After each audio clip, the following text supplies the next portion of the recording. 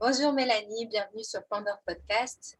Je vais te demander de te présenter un peu pour celles et ceux qui vont nous écouter ou nous voir.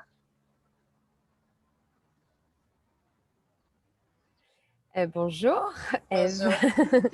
Alors donc je suis Mélanie Mello, je suis photographe et réalisatrice d'un documentaire que je suis actuellement en train de tourner qui s'appelle Première Lune. Et je suis à la base photographe depuis 12 ans et ça fait que depuis 2 ans que je rajoute cette corde à mon arc, pardon. Voilà, j'ai 3 enfants avec lesquels on fait l'école à la maison et on est d'Aquitaine. Enfin, on D'accord. habite en Aquitaine, voilà. Mais là, au moment où on échange, où tu nous parles, tu n'es pas en Aquitaine, si je Non. me trompe pas trop coacher les palmiers. Est-ce que tu peux nous dire où tu Non, es? là, alors là, je suis à l'île de la Réunion. C'est la première partie en fait de mon tournage. Parce qu'en fait, je suis en phase de repérage pour tourner des rituels et des célébrations liées aux premières menstruations chez la jeune fille. Voilà, donc je suis exactement à Piton-Saint-Leu. La température est de 29 degrés et l'eau à 28. Voilà, On est à peu près dans les mêmes températures alors. c'est ça. Et alors, dis-moi, est-ce que tu pourrais nous dire un peu comment en es venu à ce projet de film, à cette envie? Alors, c'est assez complexe. Je pense que ça a été tout un cheminement que je ne pourrais pas décrire, que je peux pas décrire rapidement, mais en gros, ce qui s'est passé, c'est que j'ai pris conscience en fait de ce qui était mon cycle seulement à mon troisième enfant, donc c'est assez récent. C'est il y a 3 ans, quand j'ai eu mon retour de couche à la fin de l'allaitement. Enfin non, même pas la fin de l'allaitement, c'était en milieu, je pense qu'il avait 2 ans et je l'allaitais encore. Et j'avais déjà eu un premier livre donc de Miranda Gray qui parlait des cycles menstruels. Et ce livre, ça a été une véritable réconciliation. C'est une de mes meilleures amies qui me l'a offert, qui s'appelle Lily Jung, qui est dans les Vosges, qui est chanteuse.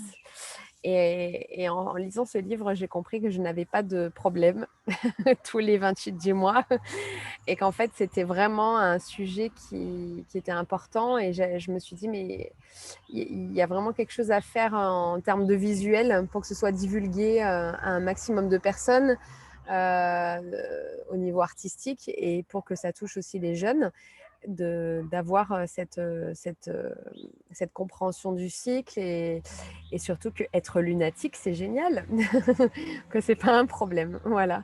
Donc c'est comme ça que j'en suis venue à ça. Et puis bon, le fil rouge reste quand même ma fille qui a été menstruée il y a un petit moment, enfin il n'y a pas très longtemps, l'année dernière, mais j'avais ce projet juste avant. Parce qu'en fait, j'ai pris conscience à quel point je pouvais changer. Et puis même encore au jour d'aujourd'hui, je m'en étonne comment ça peut changer d'un jour à l'autre et toutes ces nuances qu'il y a par rapport au fait d'être une femme cyclique. Et j'avais envie de mettre ça à l'écran et de montrer comment on pouvait, pour commencer déjà, comment on pouvait célébrer et honorer le sang menstruel. Donc ça, c'est la première partie, on va dire, de peut-être une longue série de documentaires, mais je voudrais commencer par cette thématique-là, en fait. Voilà. D'accord. Donc, tu commences avec le premier rituel, si j'ai bien compris, C'est des ça, premières menstruations. voilà, c'est sur C'est là. le documentaire va faire découvrir en fait les rituels et les célébrations qui honorent la jeune fille quand elle vient d'avoir ses règles, parce que malheureusement, il faut savoir que c'est rarement le cas. Et moi, j'ai envie de montrer là où c'est lumineux, où c'est voilà, où ça parle du respect de la femme, où le sang n'est pas considéré comme impur ou sale, et voilà, où justement il y a cette puissance-là et, euh, est mise en lumière. Voilà. Par rapport à ça, j'ai vu que tu as fait des belles rencontres, tu as fait des recherches du coup, puisque tu as rencontré des C'est jeunes ça. filles de différents endroits du monde, de différentes ethnies. Alors, j'ai pas encore rencontré toutes les jeunes filles parce que je suis encore en phase de repérage. J'ai fait surtout des recherches ethnographiques parce que ça a été un petit peu long de connaître exactement les peuples, si tu veux, rien que par exemple sur le Brésil et toute l'Amérique du Sud, c'est tellement diversifié. Il y a les chipibos d'Amazonie, par exemple, qui ne dorment pas, ne mangent pas et ne partent pas à la chasse s'ils ont croisé le regard d'une femme menstruée. Une femme menstruée qui se baigne en rivière peut très bien recevoir des cailloux. Donc ça va tellement. Et puis de l'autre côté, les Arhuacos en Colombie, par exemple, ont des rituels qui sont magnifiques où la jeune fille enterre son premier sang menstruel là où il y avait son placenta de naissance jusqu'à ses cendres en fait. Donc tout est au même endroit. Il y a un côté très ritualisé sur toutes les étapes de la vie. Et donc, j'ai vraiment été pour l'instant en phase de repérage. J'ai des fixeuses, c'est-à-dire des guides sur place en fait, qui font des repérages ou à distance pour anticiper et rencontrer des personnes et les communautés et voir comment je peux entre guillemets participer à la vie du village et même prendre le temps d'être avec eux pour comprendre leurs traditions. Et pour l'instant, voilà, j'ai pas vraiment la première jeune fille que je rencontre, c'est surtout demain. Voilà, qui est une jeune fille donc d'origine, qui est créole, avec une tradition tamoule. Donc ça m'intéresse énormément parce qu'elle fait un rituel moderne qui mélange les traditions religieuses et sa vie créole. Donc cet aspect très complexe et tissé de plein de traditions m'intéresse beaucoup. Voilà. Super. Et du coup, je me demandais, est-ce que tu as trouvé facilement, en fait, au niveau ethnologique, des textes, des recherches sur ce sujet, ou est-ce que c'est assez vite finalement? Et est-ce que tu Non, as eu j'ai des mis du temps. surprises? Oui, j'ai mis pas mal de temps. J'ai fait c'est des textes universitaires que j'ai, voilà, comment on dit, ratissé, on peut dire ça, parce que j'en ai vraiment lu plein pour trouver exactement ce que je recherchais. Et c'est que par le biais de textes universitaires. Après, ça a été par contact. Plus pour l'Amérique du Sud, c'est un peu plus difficile pour moi parce que je n'ai pas trouvé de texte ni en français ni en anglais. Voilà, donc je pense que ça doit être plus dans la langue espagnole. Les seuls textes que j'avais trouvés, c'était sur le rebozo et les ceintures de lune. Mais moi, je voulais vraiment voir plus loin au niveau vraiment de l'aspect traditionnel et rituel, etc. Et ça a été vraiment que en lisant des textes universitaires. Donc ça m'a pris un petit peu de temps, mais c'est comme ça m'a permis de savoir exactement où je pouvais aller. Et après, par certaines rencontres aussi, j'ai rencontré une femme en fait qui est mariée à un Singalais, un Sri Lankais. Et c'est elle qui m'a apporté un texte sur la tradition du Sri Lanka. Donc, c'est aussi un texte universitaire. Puis après, j'en ai retrouvé un parce que voilà, je ne pouvais pas faire tous les pays du monde. J'ai cherché vraiment longtemps. Donc, voilà. Mais je pense que j'ai l'essence principale. Après, il y a sûrement plein de gens que je ne pourrais pas rencontrer. Mais je ne peux pas faire une carte postale parce que l'idée, c'est vraiment de pouvoir aller dans quelque chose de plus profond et d'aller chercher. L'idée, c'est pas de montrer plein de jeunes filles différentes. L'idée, c'est j'en ai choisi 5 de 5 destinations et plutôt d'aller dans la diversité. Voilà. Et dans ces recherches, tu as eu un peu des surprises sur la... Alors, donc pour revenir à la question, oui, les surprises que j'ai eues, ça a été par exemple justement en fait, je pense un petit peu partout. La tradition du Sri Lanka, et il y a une tradition donc de fête de la puberté qui est magnifique. Et il y a une espèce d'antithèse en fait à cette fête et à cette célébration qui est énorme, qui pourrait être comparée à un mariage chez nous par rapport à la grandeur des festivités. Donc cette fête, elle honore vraiment la femme, la jeune fille, elle est parée, costumée. Enfin voilà, c'est vraiment comme un mariage, mais à contrario. Donc ça sera un peu l'antithèse de mon projet. À contrario, il y a un respect en fait de sa virginité, mais c'est pas tout à fait ça. Oui, c'est un peu ça. C'est qu'en fait, elle doit être escortée une fois qu'elle a eu ses règles jusqu'à ce qu'elle soit mariée d'un homme. Et donc ça, c'est pour ça que c'est l'antithèse pour moi, parce qu'il y a ce côté très festif, célébrant, honorant. Et puis de l'autre côté, il y a cette absence de liberté. Donc voilà, bon, ça, c'est presque un peu, pas la fin de mon documentaire, mais voilà la remise en question. Et après, les autres surprises que j'ai eues, c'est notamment, alors ça a été vraiment énorme pour moi, il m'a fallu une grande ouverture d'esprit. C'est la pratique du kuguna au Rwanda, qui est une pratique quand les jeunes filles sont menstruées, enfin, ou ont eu leur première menstruation, parce qu'elles les ont un peu plus tôt au Rwanda. Elles sont allongées elles s'allongent sur des nattes de bambou. Et c'est une pratique qui est controversée maintenant par les nouvelles générations, mais dans les villages qui se pratiquent encore, c'est pas de l'excision, c'est l'étirement des petites lèvres de la vulve, qui est pratiquée par les grands-mères et les jeunes filles entre elles, parce qu'elles disent que ça maximise le plaisir, et que plus une jeune fille ou une femme en fait a les lèvres étirées et je vais dire pulpeuse, mais je ne sais pas si c'est tout à fait le terme approprié, mais proéminente, je pense que ce serait mieux approprié. Dans leur tradition, c'est hyper important le plaisir sexuel, mais elles le font, comment dire, c'est dans leur culture, en fait, c'est le plaisir sexuel. Enfin, c'est ça la puberté, en fait, c'est cette découverte-là. Donc ça a été une sacrée surprise. Donc je dois rencontrer, je me suis mis en lien avec un groupe de femmes par le biais d'une autre personne, parce que c'est un peu compliqué de parler de ce genre de choses. Un groupe de femmes veuves qui parlent librement de sexualité, justement, qui l'a fait pour une chaîne télé. Et du coup, je me suis dirigée vers ce groupe-là parce que c'est pas facile de rentrer, c'est assez tabou. Voilà, c'est controversé maintenant, mais c'est un peu un rite qui, quand même, en mon sens, met le plaisir à l'honneur, le sexe féminin à l'honneur, même si je comprends que ce soit controversé, mais pour moi, c'est quand même l'opposé de l'excision, en fait, par exemple. Et donc voilà, ça, c'est un rituel, c'est un rituel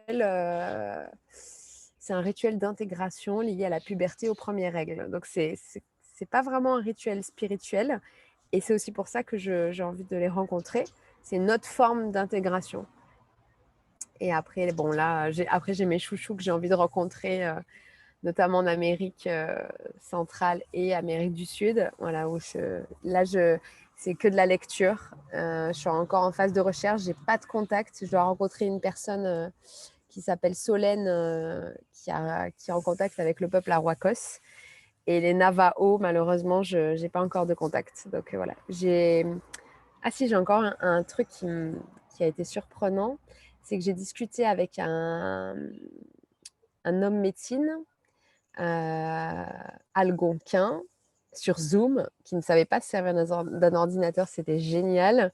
Qui était sur Zoom avec la tenue traditionnelle. Donc pour moi, c'était incroyable. Et il m'expliquait que lui, dans sa tradition, avec ses 11 frères et sœurs, ils allaient ramasser les mousses de la forêt au Canada pour que leur mère les insère dans son vagin pendant ses premières menstruations. Donc ça, c'est les petits garçons qui faisaient ça, et puis c'était eux qui après les faisaient sécher sur des fils. Voilà, c'est l'équivalent des éponges menstruelles qu'il y a chez nous, mais enfin, et c'est l'homme aussi qui parle du cycle et de la puissance. Voilà, donc là, c'était un homme qui me parlait du sang menstruel, c'était incroyable. Donc j'ai hâte de le rencontrer en vrai. Voilà. Ouais, c'est super intéressant. Je me disais, en Rwanda, quand on parlait, c'est là qu'il y a une tradition aussi d'éjaculation féminine, non, il me semble. Ouais, c'est ça. Là-bas, il y a les femmes fontaines. Vraiment... Il y a une autre pratique. Il y a une autre pratique là-bas, sexuelle, justement. Et les femmes disent qu'en gros, si l'homme n'est pas capable de les mener à ce plaisir, elles les virent, en fait. Elles sont très... elles ont un sacré caractère aussi. Pauvre homme, hein, des fois, là, pour une fois, je me mets de l'autre côté aussi par rapport à ce que j'ai entendu. Et oui, il y a ça. Il y a vraiment ce... Ouais, tu connais bien. Ok. Et sinon, je reviens un peu parce que quelque chose que j'ai trouvé très beau et très joli, justement, c'est ce fil conducteur, ce fil rouge, t'es ta fille, hein, Mm. dans ton projet de documentaire. Et je voulais t'interroger un peu sur comment ça s'était fait, comment elle avait trouvé son espace, et entre vous deux, en tant que mère et fille, dans votre relation, voilà, qu'est-ce que, qu'est-ce que ça a donné? C'est une question qui me tient beaucoup à cœur et que j'aborde souvent. Parce qu'en fait, pour moi, l'idée, c'est de proposer, mais de ne pas imposer. Lorsque ma fille a eu ses premières menstruations, c'était pendant le confinement, le premier confinement. Et j'étais en plein dans l'écriture de mon film. Et pour moi, c'était vraiment mettre dans le concret, dans la matière, quelque chose que j'avais mis que par écrit, en fait. Et je pense que j'ai eu le comportement, euh, comment dire, j'ai essayé au maximum de lui proposer, mais surtout de l'écouter, de la rassurer. Après, on avait déjà des discussions sur pas mal de trucs. Voilà, souvent quand je faisais des découvertes, même le cugunage, j'en ai parlé. C'est ce que je me suis dit un jour, mais bon, parce qu'elle avait, ben voilà, elle avait 11 ans, mais je lui en parlais comme une découverte en fait. C'était vraiment la fascination pour moi. Et elle est tellement à l'écoute et enfin voilà, il y avait pas de gêne. Après, c'est entre nous, donc voilà, c'était pas. Mais en tout cas, moi, j'ai essayé quand elle a eu ses premières menstruations, en fait, de l'écouter. J'ai voulu lui faire plaisir, l'honorer, etc. On lui a offert, on a fait juste un pique-nique en famille, mais même si elle avait pu voir ses amis, elle n'avait pas envie de faire quelque chose avec d'autres femmes, elle n'avait pas envie de faire une tente rouge, alors qu'elle a déjà participé à des cercles de femmes, etc. On a fait quelque chose, par contre, dont je me suis servie pour le teaser, c'est qu'on a fait un rebozo avec mon amie Laetitia. Elle a fait un rebozo avec. Voilà, mais on était que nous deux et elle. Voilà, c'était vraiment plus dans l'intimité et la transmission, c'était de elle à moi. Je lui ai pas mal parlé des phases du cycle. Je lui ai offert voilà, des livres que j'avais reçus gracieusement d'auteurs dont j'ai oublié le nom, c'est Le Fil Rouge. Je m'excuse pour l'oubli du nom. Voilà, j'ai reçu plein de petits livres pendant ma campagne de crowdfunding, c'était génial. Et je l'ai laissé un peu découvrir. Et puis après, elle me posait des questions.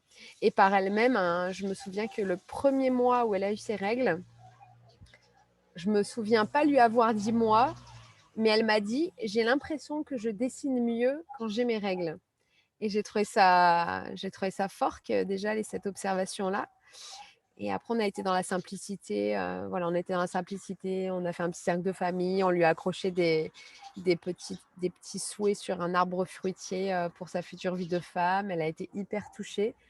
Et voilà, mais ça a été tout dans la douceur. Je pense que c'est ça.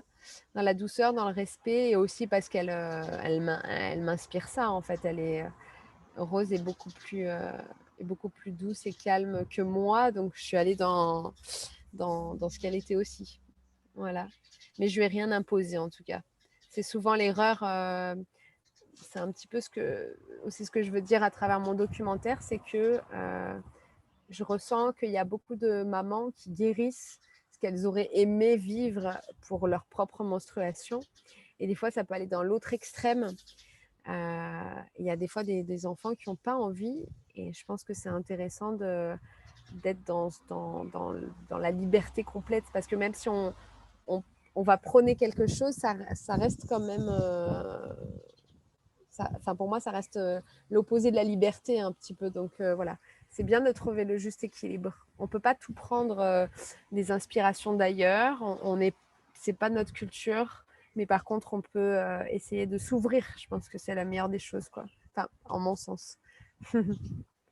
C'est super parce que justement, j'allais te poser cette question. C'est vrai que en général, bon, on est françaises toutes les deux, donc les traditions disparues depuis très longtemps, on va dire très longtemps. C'est ça. Sûrement il y avait des passages, j'imagine, de nos grands-mères, arrière-grand-mères, mais on n'a pas trop de, Pas enfin, trop d'informations, pas ouais, trop ça m'intéresse. Ouais. d'informations, ouais. Et du coup, voilà comment tu vois la place du rituel hein, pour nous françaises et le fait effectivement de ne pas forcément s'approprier, puisque ce n'est pas nos cultures. Enfin, comment tu jongles avec Oui.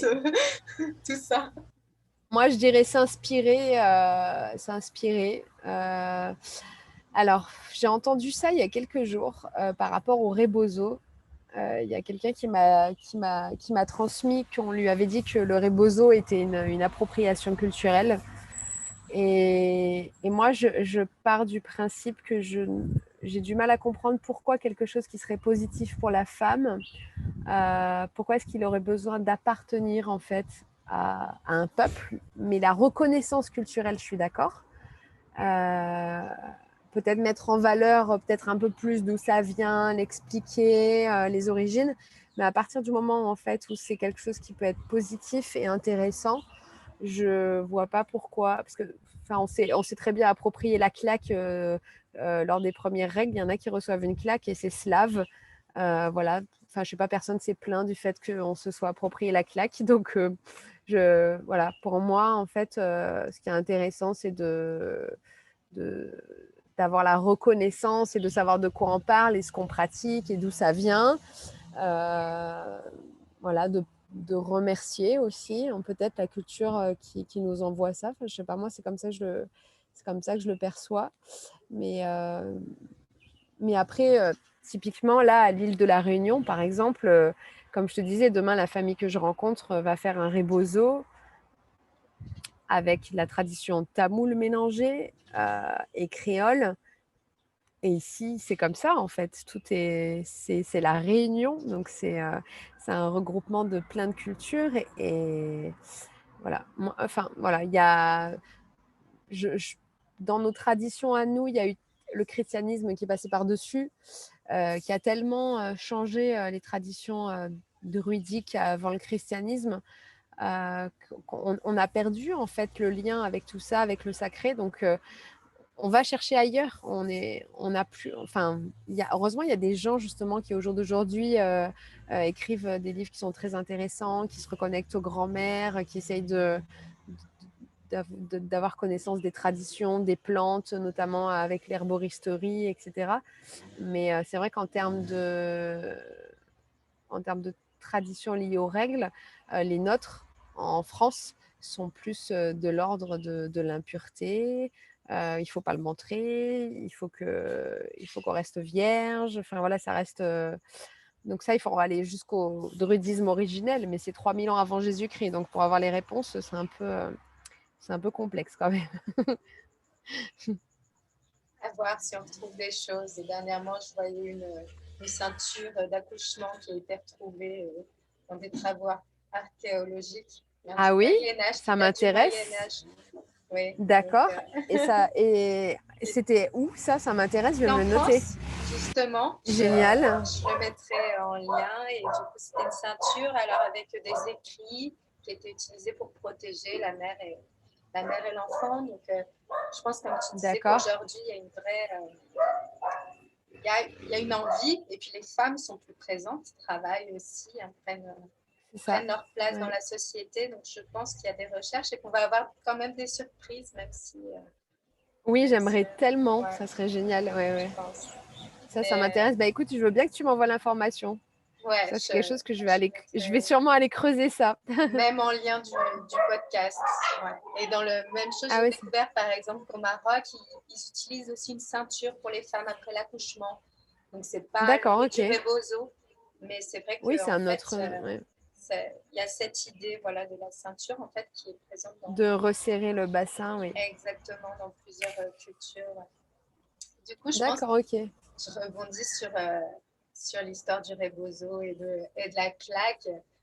C'est comme ça parce que ça m'est venu à l'esprit. Je pense que c'est en lien avec tout simplement une histoire coloniale. Que, Ouais, c'est bon, ça. il y a des liens historiques et économiques qui sont Oui, différents. Donc, je pense que sûrement la blessure est encore ouverte. Hein. Il y a, c'est ça. Exactement, oui, tout à fait. Ouais. les gouvernements n'ont jamais complètement pris leur responsabilité. Donc Mm, voilà. mm, mm. Mais du coup, je sais que tu as tes enfants qui t'attendent, mais je voulais quand même te demander, parce que tu as parlé des cycles qui ont été une découverte un peu récente, il y a 3 ans. Puis au début, quand tu t'es présenté, tu disais, donc maintenant, tu es un peu nomade, hein, tu es d'Aquitaine, mais là, tu es à La Réunion, tu fais l'école à la maison. Donc, je voulais savoir, tout ça, ça s'est fait en mouvement par rapport à tes cycles, ton Oui, c'est vrai que travail, comment oui, tu oui, vis. tout a été lié, mais ça s'est fait étape par étape. En fait, si je t'explique un peu mon histoire, en gros, j'étais photographe sur la Côte d'Azur. Je travaillais énormément, j'avais à peu près 400 photos par jour, c'était très physique et c'était tout le temps. Et, euh, et tout est venu, en fait, enfin, point de départ, c'est encore ma fille. C'est qu'un jour, on la couche un soir et elle nous dit, mais moi, j'ai pas envie d'aller à l'école demain. Donc, elle avait 4 ans. Et à 4 ans et demi, hein, et elle nous dit, moi, je veux pas aller à l'école demain. Il faut encore se dépêcher, aller à la cantine, enfin, se laver les dents, faire les devoirs, etc., etc. Et tous les jours, c'est la même chose. Et elle m'a mis une claque. Du coup, pour le coup, ça revient. Et ça m'a tellement bouleversée qu'elle me dise ça à 4 ans et demi, de me dire, mais en gros, elle était en train d'être déjà dégoûtée de la vie à 4 ans et demi, donc ça va pas du tout. Alors que bon, on est quand même des parents super cool. Mais elle avait une vie complètement conventionnelle et on l'a écoutée. Sauf que ça a tellement fait écho qu'en 2 mois, on avait tout vendu, notre appart, notre voiture, tout. Et on a décidé de s'installer à l'île de la Réunion, sauf qu'on ne l'a pas fait. On est venu ici et puis on a pris conscience en fait du coût de la vie, de pas mal de choses qui ont fait qu'on n'a pas franchi le cap. On est resté qu'une semaine et on a décidé de s'installer dans les Landes et de repartir complètement à zéro. Et voilà, et c'est comme ça qu'en fait ça a commencé petit à petit comme ça. Et puis quand s'est installé dans les Landes, on a fait l'école à la maison. Donc ils ont quand même fait une première partie, Rose surtout a fait une première partie scolaire classique jusque début de CE1. Sacha, il a goûté légèrement, mais c'était plus à Montessori et école alternative en maternelle, sauf toute petite maternelle. Et le troisième, Léo, donc pas du tout. Lui, voilà, c'est 100%. Alors, c'est plutôt l'école maison que l'école à la maison, pour le coup. Parce que là, en octobre, on doit repartir au Sri Lanka. C'est vrai qu'on voyage déjà beaucoup à la base. Euh, voilà, donc c'est vrai que ils sont habitués quand même à apprendre un petit peu de partout. Et cette connexion à mon cycle a pu se faire aussi parce que j'ai ralenti, que ma vie a changé. Sinon, je pense que je serais encore le nez dedans, en fait. Hein. C'est à vouloir avoir le moins la sensation d'avoir mes règles pour être le plus performante possible, d'avoir le même rythme, de rentrer autant d'argent. Enfin, voilà. Et là, on n'a plus du tout la même vie. Enfin, rien que quand j'y repense, je me dis, mais j'ai l'impression que c'est même pas moi en fait, hein, parce que bon, ça fait un moment maintenant, c'est depuis 2014 qu'on a franchi ce cap-là, donc ça fait 7 ans. Et j'ai l'impression que c'est une autre incarnation. Je suis dans une autre incarnation, mais voilà, c'était une véritable renaissance qui s'est fait petit à petit en famille. Et c'est vrai qu'avec les enfants, le fait de faire école à la maison, c'est aussi une façon ça nous oblige à ne pas repartir dans un rythme hyper intense. Voilà, de s'organiser d'une certaine façon, tout en ayant conscience de nos rythmes chacun, même si c'est pas, je pense, encore assez bien pour moi. Je pense qu'on est encore un tout petit peu trop speed. On a toujours du travail à faire, mais voilà. Et même moi, avec mes projets, j'ai tendance à partir dans tous les sens. Donc voilà, j'essaie de me servir de mon cycle pour comprendre voilà, ce qui me convient, ce qui ne me convient plus. Ça, c'est ce que j'ai appris aussi et qui est incroyable. C'est quand j'ai mes règles maintenant et que je suis en phase de destruction, où je me dis ah non mais ça j'en ai marre et ça va pas et ça va pas et ça va pas. Ça vient juste me montrer en fait les limites que j'ai dépassées et ce qui me convient pas. Ça vient juste mettre la lumière là-dessus et je me sers de ce moment pas pour prendre des décisions radicales, mais pour comprendre de comment je pourrais le tourner la prochaine fois pour pas me sentir comme ça. Donc mais voilà, et là ça c'est enfin voilà, c'est magique en fait hein, quand on comprend ça. C'est ça prend du temps. C'est une observation. C'est comme sentir ce qu'on peut manger, ce qu'on arrive à digérer, ce qu'on n'arrive pas à digérer. C'est un peu la même chose en fait. Hein. enfin pour moi, c'est les émotions nous parlent en fait de ce qui est OK, de ce qui n'est pas OK pour nous.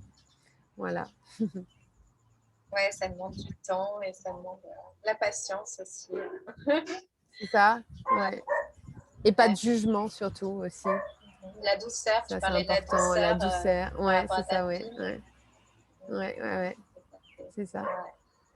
Bon, je vais te poser. Est-ce que tu veux rajouter quelque chose avant que je te pose ma petite question traditionnelle? C'est la question traditionnelle que je veux rajouter quelque chose? Non, non, c'est l'inverse. Ok. Qu'est-ce que je voudrais rajouter? Euh, Non, pour l'instant, j'aurais pu rajouter quelque chose si j'avais rencontré la famille, mais c'est demain. J'ai super hâte. Voilà, non, c'est la chose que je peux rajouter. Bah écoute, on va t'envoyer plein de belles ondes et de belles énergies pour cette Merci, première rencontre. merci, Hein, qu'elle merci. soit bien lumineuse et qu'elle t'apporte voilà, tout ce que tu souhaites. Et du coup, le petit portrait chinois, donc, c'est si tu étais une fleur, tout simplement, qu'est-ce que tu serais? Ouh là Tu as le droit là! d'expliquer ou pas, tu as le droit de prendre ton temps. Alors, ça va être très instantané. Et je serai une C'est fleur de bien. frangipanier. De frangipanier, c'est pas parce que je suis à La Réunion, mais j'aime bien le fait qu'on laisse. Alors, elle est bizarre mon explication, mais bon, déjà c'est la beauté de la fleur, avoir l'impression que c'est tellement parfait en termes de symétrie que ça me tout est, enfin, tout est dans la nature. Alors, c'est déjà ma façon de penser est très naturaliste. Donc, je pense que toutes les réponses sont nous parviennent en observant la nature. Et ce que j'aime des fleurs de frangipanier, c'est qu'on les sent le plus, c'est quand il fait nuit, quand la nuit elle tombe. C'est un peu bizarre, mais voilà. Ça, je pense qu'au jour d'aujourd'hui, c'est ma fleur préférée. Super, c'est joli. Eh bien, écoute, je te remercie beaucoup d'avoir pris le temps pour cet échange. Avec plaisir. Encore une fois, je te souhaite plein de belles choses pour ton parcours. Et Merci. puis, à bientôt. À bientôt. Merci à toi. Merci.